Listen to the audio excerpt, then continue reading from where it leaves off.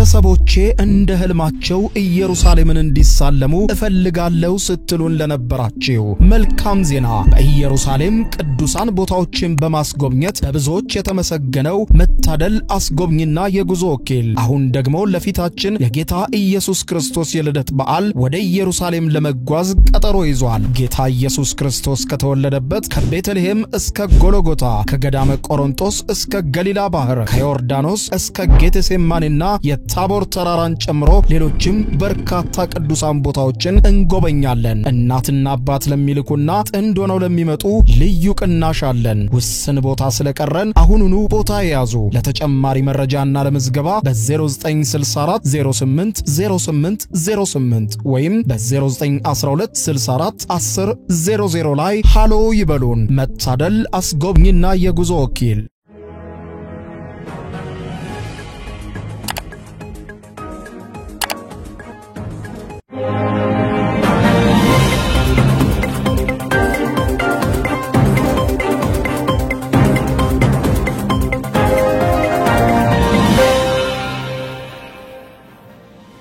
ተናስተልኝ ክብራትና ክብራን የዩቲዩብ ቻናል ቤተሰቦች ሰዓቱን አጫጭር መረጃዎች ይዤ ቀርብ ያለው እስከ ፍጻሜው አብራችሁኝ ቆዩ።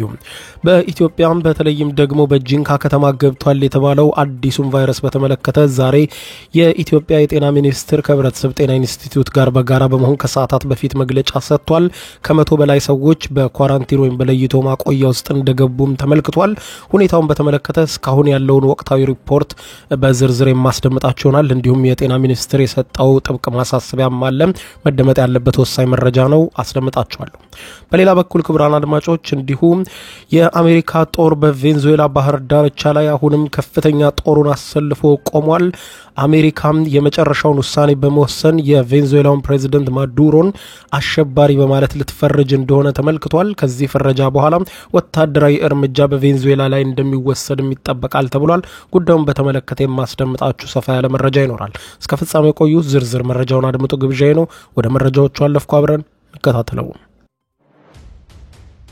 በቅድሚያም በኢትዮጵያ የተከሰተውን አዲሱን ቫይረስ ተከትሎ የጤና ሚኒስቴር አዲስ መግለጫ አወጣ።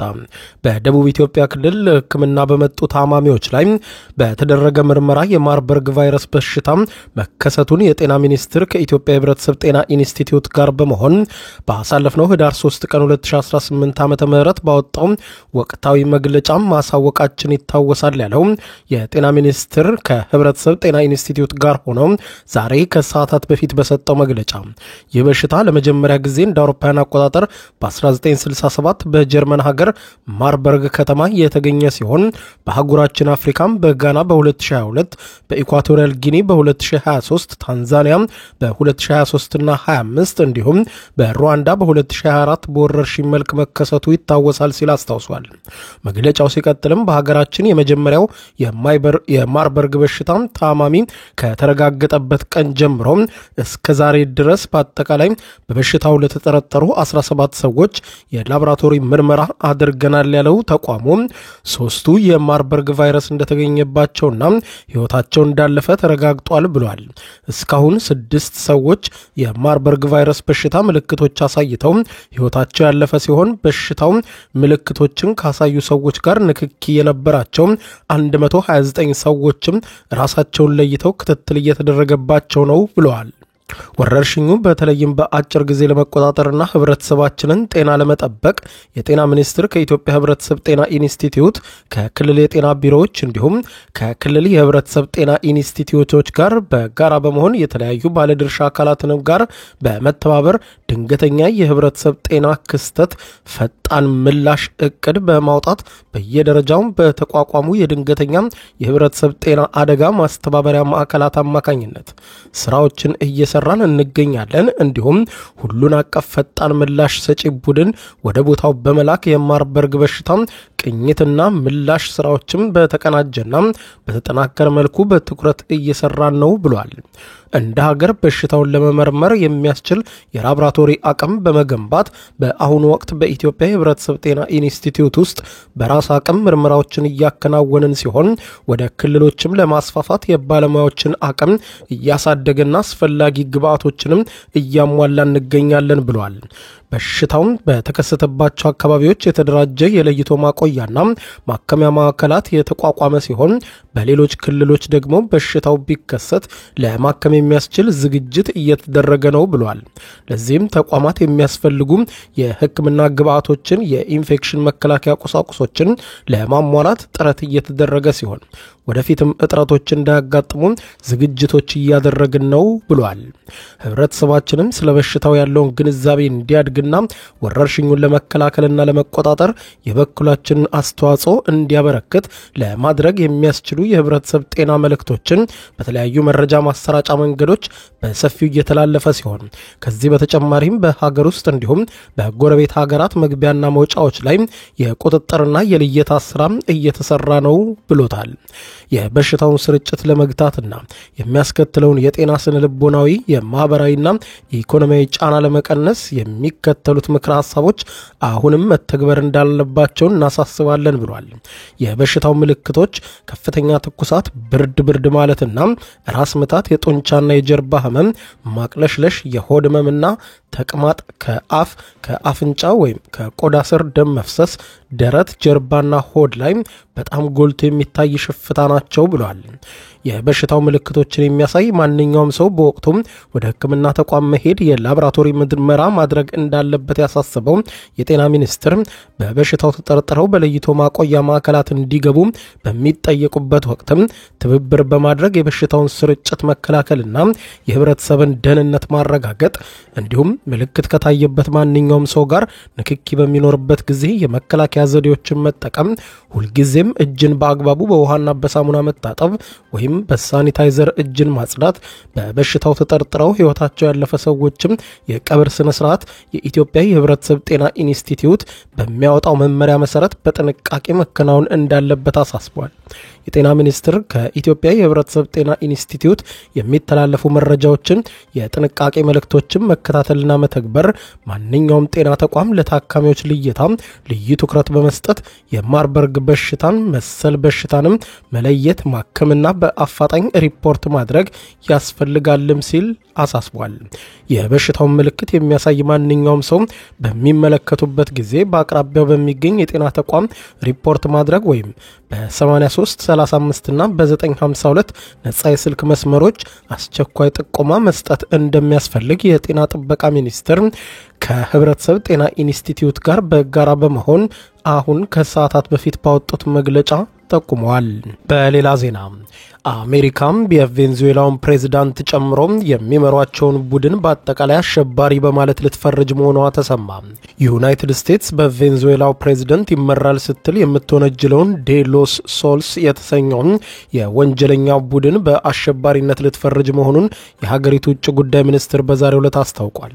የአሜሪካ ውጭ ጉዳይ ሚኒስትር ማርኮ ሩቢዮ በሰጡት መግለጫ እንዳሉት የአሜሪካ ቡድኑን የውጭ አሸባሪ ድርጅት በሚል ከህዳር 24 2025 ጀምሮ ለመፈረጅ ወስናለች ብለዋል።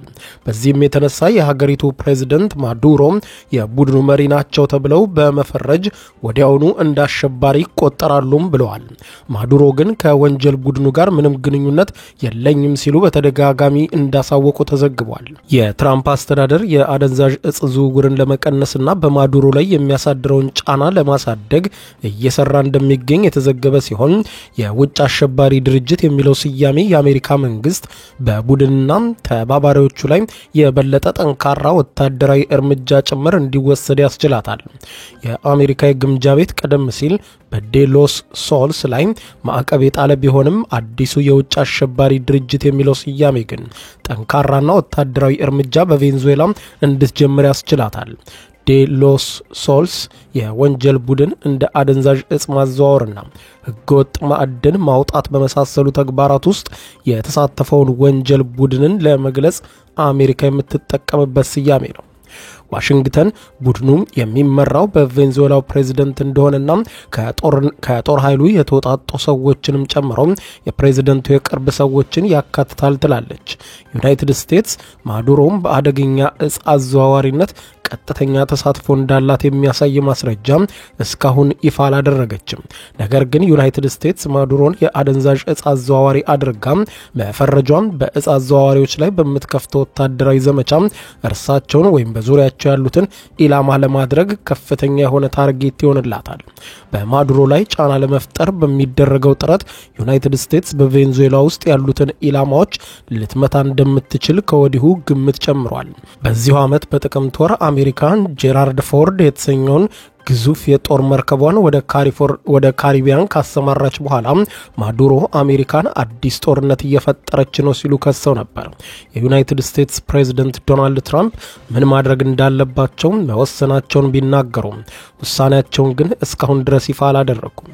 እሁድ ዕለት ለጋዜጠኞች ሩቢዮ ስለ ሁኔታው ከኮንግረስ አባላት ጋር እንዲወያዩ ማዘዛቸው ተነግሯል። ከማዱሮ ጋር አንዳንድ ውይይቶችን እናደርግ ይሆናል፣ እንዲሁም ከቬንዙዌላ ጋር መናገር ትፈልጋለች እንነጋገራለን ቢሉም ንግግሮች መቼ እንደሚካሄዱ ግን ተጨማሪ ዝርዝር አልሰጡም።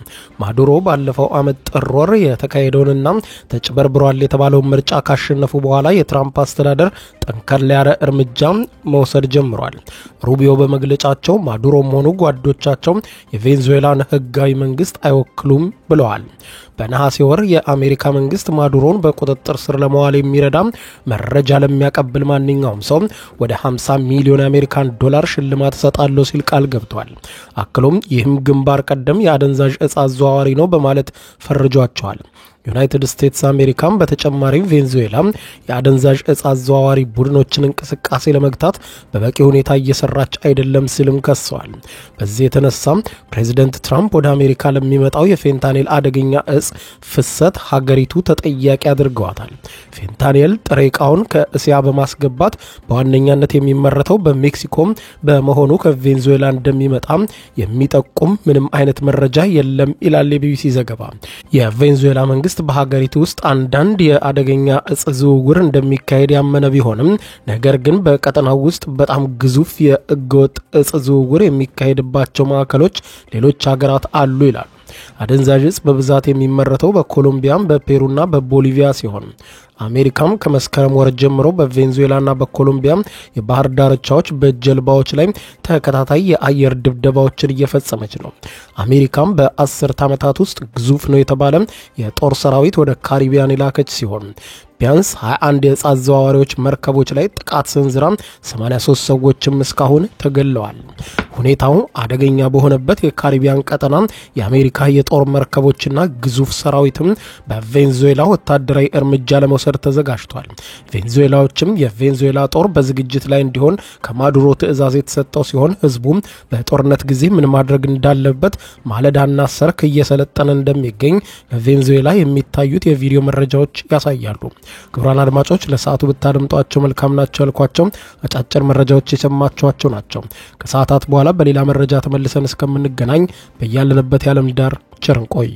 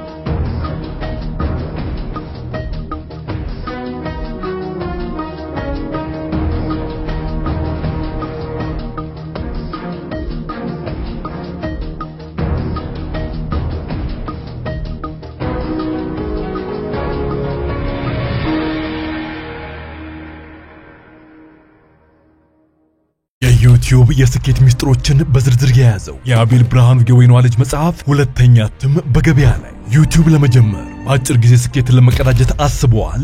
ዩቲዩብ ብጀምር ስንት ብር አገኘሁም ብሎ አስበዋል? እንግዲያውስ በዩቲዩብ 2 የወርቅ 3 የብር ሽልማቶችን ያገኘው የአቤል ብርሃኑ የወይኗ ልጅ የዩቲዩብ ሚስጥሮች መጽሐፍ በዝርዝር ሁሉንም ያብራራሉታል። ዛሬውኑ ገዝተው ህልሞን እውን የሚያደርጉበትን የዩቲዩብ የስኬት መንገድ ይጀምሩ። በሀገር ቤት አከፋፋይ አዲስ አበባ ሜክሲኮ ኮሜርስ መጽሐፍት መደብር በውጭ ሀገራት ለምትገኙ ከአማዞን ላይ ብታዙ በቀናት ውስጥ ደጁ ይደርሳል። የአማዞን ሊንኩን እዚህ ቪዲዮ ኮሜንት ላይ ያገኙታል። የዩቲዩብ ሚስጥሮች ዘመኑ ጋር ተፈላጊ መጽሐፍ። ቤተሰቦቼ እንደ ህልማቸው ኢየሩሳሌምን እንዲሳለሙ እፈልጋለሁ ስትሉን ለነበራችሁ መልካም ዜና። በኢየሩሳሌም ቅዱሳን ቦታዎችን በማስጎብኘት በብዙዎች የተመሰገነው መታደል አስጎብኝና የጉዞ ወኪል አሁን ደግሞ ለፊታችን የጌታ ኢየሱስ ክርስቶስ የልደት በዓል ወደ ኢየሩሳሌም ለመጓዝ ቀጠሮ ይዟል። ጌታ ኢየሱስ ክርስቶስ ከተወለደበት ከቤተልሔም እስከ ጎልጎታ፣ ከገዳመ ቆሮንቶስ እስከ ገሊላ ባህር፣ ከዮርዳኖስ እስከ ጌቴሴማኒና ታቦር ተራራን ጨምሮ ሌሎችም በርካታ ቅዱሳን ቦታዎችን እንጎበኛለን። እናትና አባት ለሚልኩና ጥንድ ሆነው ለሚመጡ ልዩ ቅናሽ አለን። ውስን ቦታ ስለቀረን አሁኑኑ ቦታ ያዙ። ለተጨማሪ መረጃና ለምዝገባ በ0964 08 08 08 ወይም በ0912 64 10 00 ላይ ሃሎ ይበሉን። መታደል አስጎብኝና የጉዞ ወኪል